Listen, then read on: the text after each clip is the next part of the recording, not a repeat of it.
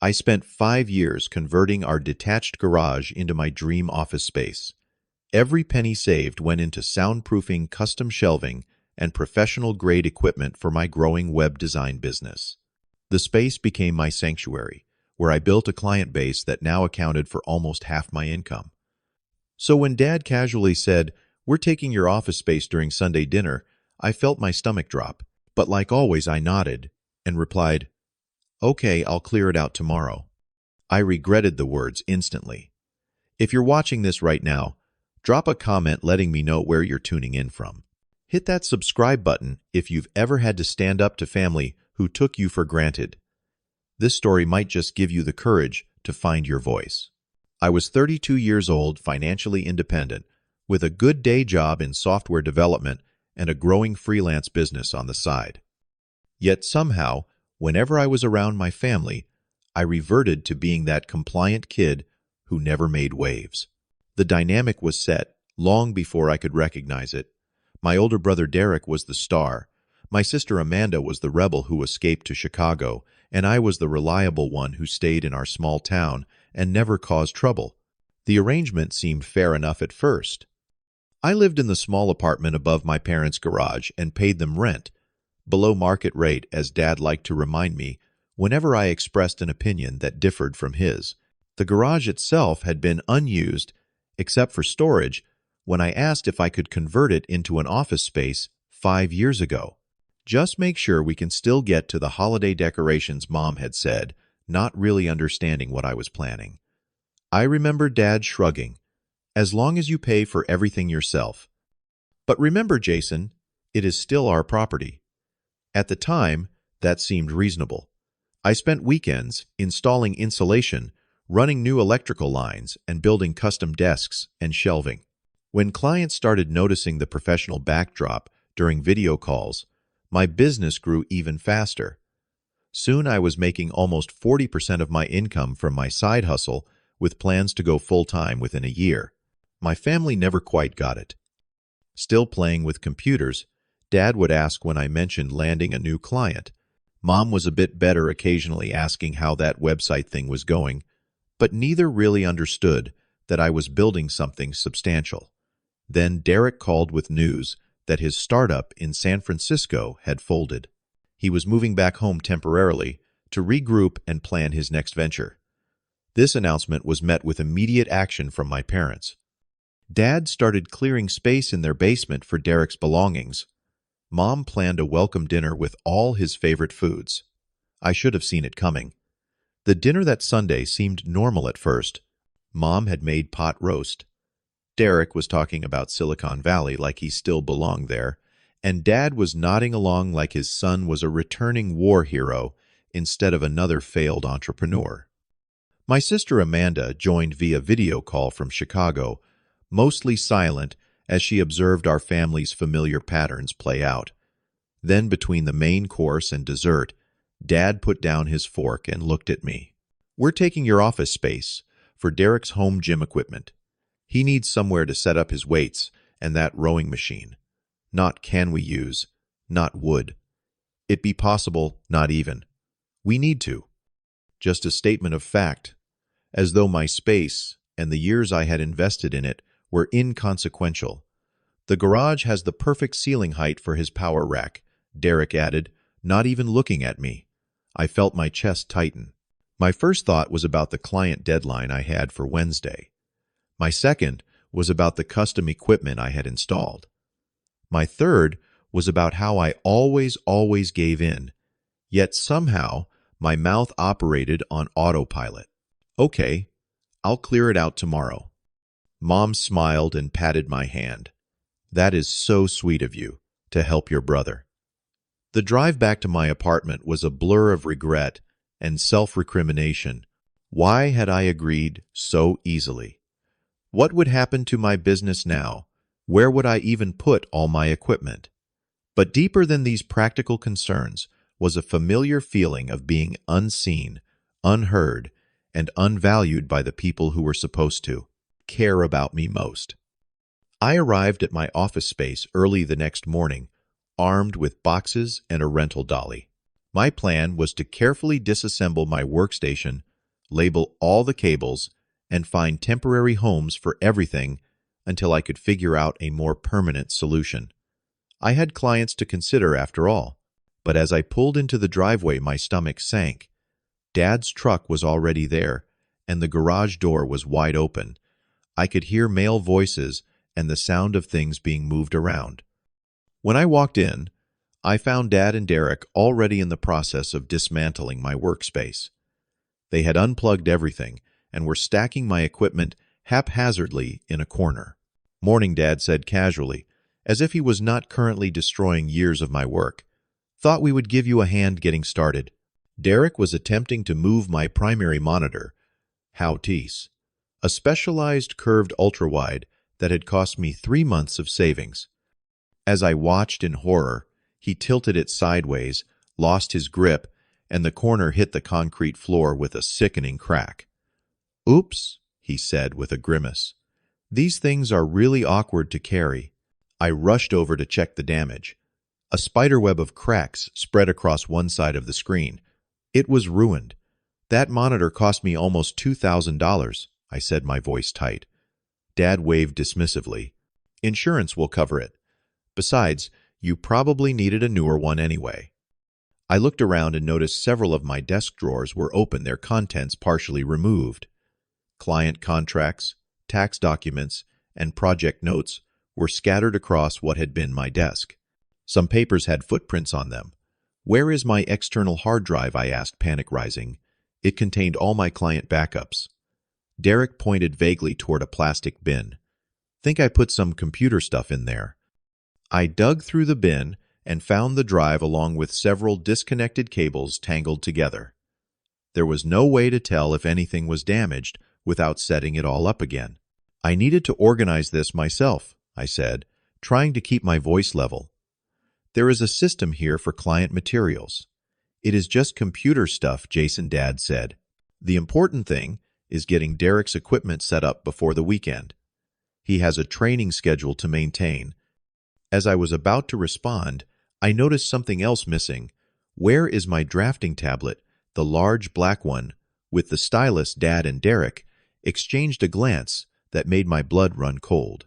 "Dad put some of your older equipment on eBay last night," Derek explained. "Figured you would want to upgrade anyway with the money. You sold my equipment without asking me." The disbelief in my voice was evident. "Just helping you clear things out faster," Dad replied. Besides, that old tablet was what 3-year-old technology moves fast these days. That old tablet was a specialized professional tool that cost nearly $1,000 and was perfectly suited to my needs. The fact that they had simply decided to sell my possessions without permission left me speechless. I wanted to explode, to demand they stop, to make them understand what they were destroying. But years of conditioning kicked in, and I found myself swallowing my anger. "I have client deadlines this week," I managed to say. "I need to set up somewhere else immediately." "You can use the dining room table temporarily," Dad suggested already, turning back to help Derek measure where his power rack would go, right where my main workstation had been. I spent the next hour salvaging what I could, loading my car with the most essential equipment. The entire time, Dad and Derek continued their work, discussing optimal equipment placement, as if I was not even there, occasionally moving my remaining possessions with little care for their condition or importance. I returned to my small apartment above the garage, a space that suddenly seemed impossibly tiny. My living room was barely large enough for a couch and TV. My bedroom could fit only a bed and dresser. There was no space for a proper desk, let alone the multiple monitors and equipment I needed to run my business.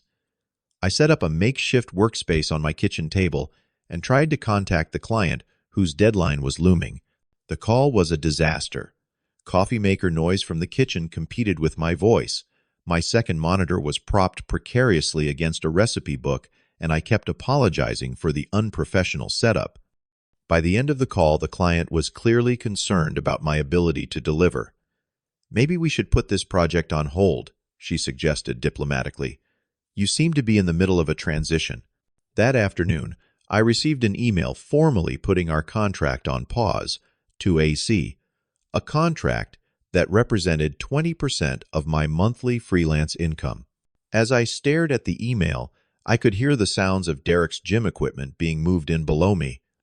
Each thud felt like another nail in the coffin of the business I had worked so hard to build.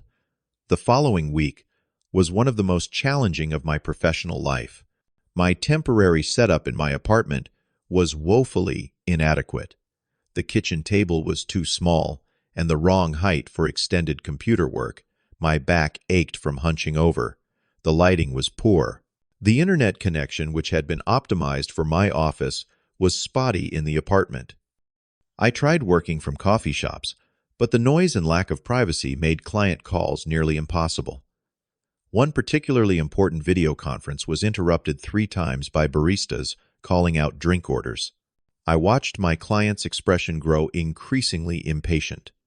"Let us circle back when you have a more suitable working environment," he said finally. By Friday, I had lost another client. My income projections, once so promising, now showed a 30% drop in revenue. At this rate, my plans to go full-time with my business would be delayed by years, if not abandoned altogether. That evening, my parents invited me to another family dinner. I almost declined, but decided it might be my chance to discuss a timeline for getting my space back. Derek dominated the conversation as usual, talking about his new training regimen and how transformative it was to have a dedicated workout space. Mom and Dad nodded along enthusiastically. When there was finally a lull, I cleared my throat. "I wanted to ask when you think I might be able to move back into the garage office. I am having serious problems maintaining my client relationships without a proper workspace." The silence that followed told me everything before anyone spoke. "Well, Jason," Dad began, in the tone he used when explaining something obvious to someone slow on the uptake, "Derek's equipment is not exactly temporary. We have invested in creating a proper home gym." "But that was my office," I said. "I invested thousands of dollars and years of work into that space." "It is still our property," Mom reminded me gently, "and family needs come first. Derek needs this for his physical and mental health after his setback in California." "What about my business? My livelihood?" I asked. Dad frowned slightly. "Your real job is at the software company. This website thing is just a hobby, right? You can do that anywhere." "It is not a hobby," I corrected. "It represents almost half my income now. Or it did before I lost clients this week because of my workspace situation." Derek shrugged. "Maybe you could rent an office somewhere. There are those co-working spaces downtown." The suggestion might have been helpful if it had come before they dismantled my office, sold my equipment, and cost me clients. Now it just felt like adding insult to injury. That would mean additional overhead that would further cut into my already reduced income. I explained, trying to keep frustration from my voice. "Well," Mom said with finality, "I think you are being a bit selfish, Jason. Derek really needs this space right now." "And I do not," I asked quietly. Dad patted my shoulder. "You will figure it out, son. You always do. That is what we love about you. You are so adaptable." In that moment, I realized that adaptable was their code for easy to walk all over. They loved that. I never made waves, never demanded consideration, never put my needs first. The drive home was silent and heavy with realization. They had taken my space, sold my equipment, damaged my property, cost me clients and income, and still somehow painted me as the selfish one for being upset about it. And I had let them. The breaking point came 3 days later. I had finally managed to wedge a small desk into my bedroom by moving my dresser into the hallway. It was far from ideal, but it allowed me to set up one monitor and my computer. I was in the middle of a desperate attempt to salvage a relationship with a third client when the power went out in my apartment. I rushed downstairs to find Derek using multiple pieces of high-powered gym equipment, simultaneously drawing so much electricity that it had tripped the circuit breaker. When I explained that I was in the middle of an important client call, he seemed annoyed at the interruption to his workout. "Just reset the breaker," he suggested, not even pausing his rowing machine. "This is not sustainable," I said. "I cannot work like this." "Neither can I, if you keep interrupting," he replied. I reset the breaker, but knew it would happen again, as long as we were sharing the same electrical system, a system that had been upgraded specifically for my office equipment, but was never intended to support power-hungry Jim or machinery. When I returned to my apartment, my client had given up on our call and sent an email terminating our contract, citing reliability concerns. That night, I overheard my parents talking outside as they walked to their car. "Jason always gives in," Dad was saying. "That is why we told Derek he could have the space before even talking to Jason about it. He is so good that way," Mom agreed. "Never makes a fuss like Amanda always did." Their words hit me like a physical blow. They had decided to take my space before even discussing it with me. My compliance had been assumed, expected, counted upon. My agreeability was not respected, but exploited. The final straw came the next day when I went to retrieve some files I had stored in what used to be my office. As I entered, I noticed my custom-built desk, the centerpiece of my workspace that I had designed and constructed myself, was gone. "Where is my desk?" I asked Derek, who was bench pressing in the now completely transformed space. "Dad sold it to some guy from the golf club," he said between reps. "Said you would not need it anymore, since you are setting up in your apartment now." I stood there stunned into silence. The desk represented countless hours of planning, building, and refinement. It had been perfect for my needs, with built-in cable management and custom storage for all my equipment. And Dad had sold it without even telling me, much less asking permission. That evening alone in my cramped apartment, surrounded by haphazardly stacked equipment and tangled cables, something inside me finally broke. I sat on the floor and cried for the first time in years, not just for the lost office or clients, but for years of having my needs, desires, and hard work dismissed and devalued by the people who should have been my biggest supporters. As I sat there, my phone rang. It was Amanda, my sister in Chicago. I almost ignored it, not wanting her to hear me in such a state, but something compelled me to answer. "They did it to you too, did not they?" she said without preamble. "What, Mom and Dad? They took something important from you for Derek. I saw what was happening during the video calls, but I wanted to wait until you were ready to talk about it." Amanda's perception shocked me. Had it been that obvious to an outside observer, "They took my office space," I confirmed. "And now, my business is falling apart." What followed was the most honest conversation I had ever had with my sister. She revealed her own history of having her needs sacrificed for Derek's, of having her accomplishments minimized, of finally realizing she needed physical distance from our family to preserve her sense of self. "They will never change unless you make them," she said. "And even then, they might not.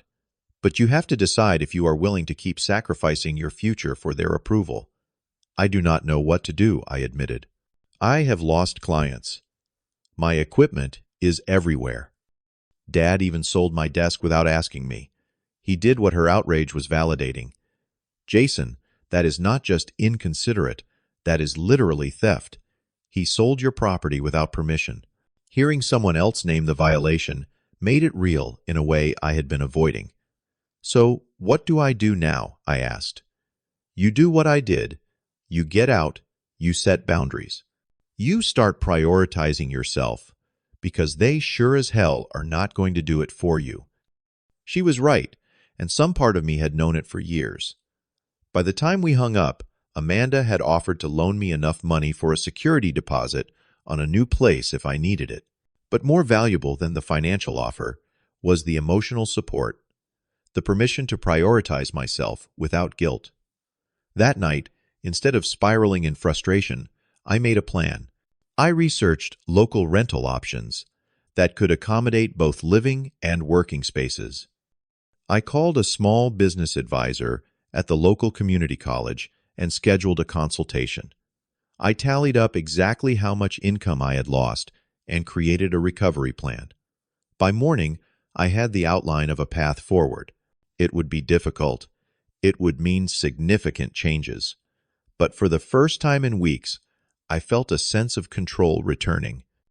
Over the next few days, I secured a small business loan, found a perfect mixed-use space downtown that would allow me to have both an apartment and a dedicated office, and began making arrangements to move. I contacted my remaining clients with a professional explanation of the situation and a concrete timeline for when my new improved office would be operational. Most were understanding, and a few even expressed admiration for my resilience. All of this I did quietly, without informing my family. I knew from experience that they would try to talk me out of it to make me feel guilty to convince me I was overreacting. I needed to have everything in place before facing that inevitable pushback. Sunday dinner came around again, exactly 3 weeks after the fateful announcement that had upended my life. This time I arrived with a clear purpose and the strength that comes from having a plan. We made it through the main course, with the usual family dynamics on display. Derek talked about his fitness progress. Dad boasted about his golf game. Mom fussed over everyone having enough to eat. I said little, gathering my courage. As Mom began clearing plates for dessert, I took a deep breath and spoke. I wanted to let you all know that I have signed a lease on a new place. I will be moving out at the end of the month. The sudden silence around the table was deafening. Moving out, Mom repeated as if the concept was foreign. But why would you do that? Because I need a proper workspace for my business, I explained calmly. And it has become clear that I cannot have that here anymore. Is this about the garage? Dad asked, frowning. Jason, we talked about this. Derek needs that space. Yes, it is about the garage, I acknowledged. But it is also about how easily you decided to take away something that was crucial to my livelihood without real discussion or consideration. It is about how you sold my equipment and my desk without permission. It is about how my work and my goals have always been treated as less important. Now wait a minute. Dad began, his face reddening. But for once I did not wait. I did not back down. I did not apologize for having needs. No, Dad. I have waited for years. I have always been the one to give in, to accommodate, to put my needs last. And I cannot do that anymore if I want to succeed. You are being dramatic, Mom said, her voice tight. This is what family does. We help each other. Derek needed the space. And I needed it too, I replied. The difference is that Derek's needs were automatically prioritized over mine, as they always have been.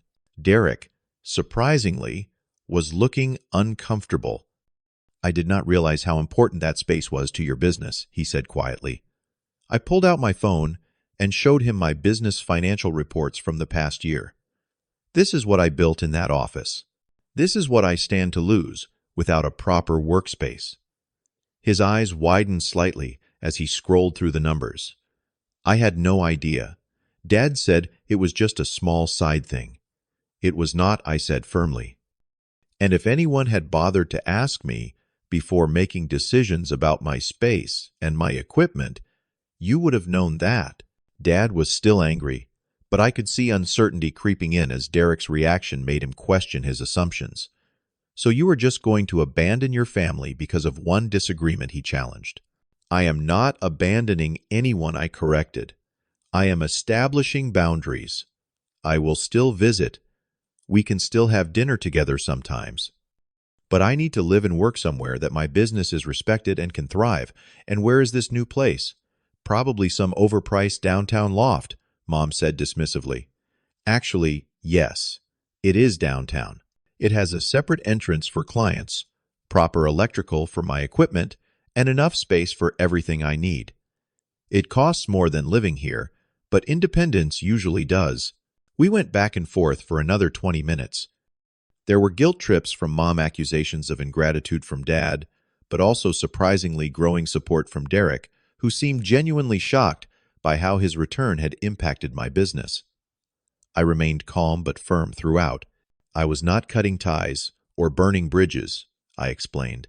I was simply making a necessary change to protect my future. I would still be part of the family, but on more equal terms. By the time I left that evening, no one was happy, but my decision stood unchallenged. There had been no shouting, no dramatic exits, just a long overdue assertion of my needs and boundaries. It felt both terrifying and exhilarating.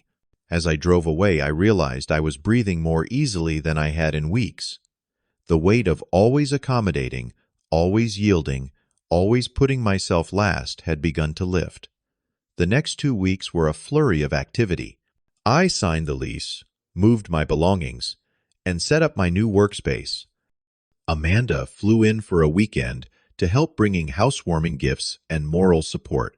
Together, we assembled furniture, organized my equipment, and transformed the new space into something that felt like mine in a way my apartment above the garage never had. My new office was smaller than the converted garage had been, but it was entirely mine. I added soundproofing, arranged my remaining equipment, and even splurged on a new desk to replace the one Dad had sold. Within days of setting up, I was able to begin rebuilding client relationships. To my surprise, Derek showed up one afternoon with my drafting tablet, the one Dad had supposedly sold on eBay. "I found it in Dad's closet," he explained awkwardly. "I do not think he ever actually listed it. Thought you might still need it." I thanked him and invited him in. As he looked around my new space, I could see respect dawning in his expression. "This is really professional," he said. "I get now why you were so upset about losing your other office." It was the closest thing to an apology I expected to get, and I accepted it as such. The family dinners became monthly rather than weekly events and were held at restaurants rather than at my parents' house. This neutral territory helped establish a new dynamic, one where I was an independent adult, visiting other independent adults, not a perpetual child in my parents' home. Gradually, my parents began to adjust to the new reality. Dad stopped referring to my business as a hobby after I landed a contract with a local car dealership he respected. Mom, seeing my new office, finally understood that web design was more than playing with computers. And Derek, in an unexpected turn, began asking me about entrepreneurship, contemplating a more realistic venture than his failed tech startup. 6 months after moving out, my business had not only recovered, but grown beyond what it had been before. I had taken on 2 part-time contractors to help with the workload. My plan to transition to full-time freelancing was back on track, possibly ahead of schedule. More importantly, I had discovered a strength in myself I had not known existed. The ability to set boundaries, to prioritize my needs without guilt, to stand firm in the face of familial pressure. These were skills that benefited not just my business, but every aspect of my life. The irony was not lost on me that losing my office space had ultimately led to gaining something far more valuable: my independence, my self-respect, and a healthier relationship with my family. Sometimes we truly need to lose something to gain everything. Have you ever had to stand up to family for the sake of your future? Comment below with your experience. What boundaries did you have to set, and how did it change your relationships? If you found value in my story, please hit the like button and subscribe to hear more real-life experiences about finding your voice. Share this with someone who might need encouragement to prioritize their own dreams. Thank you for listening, and remember, sometimes the hardest person to stand up to is the one who has known you the longest.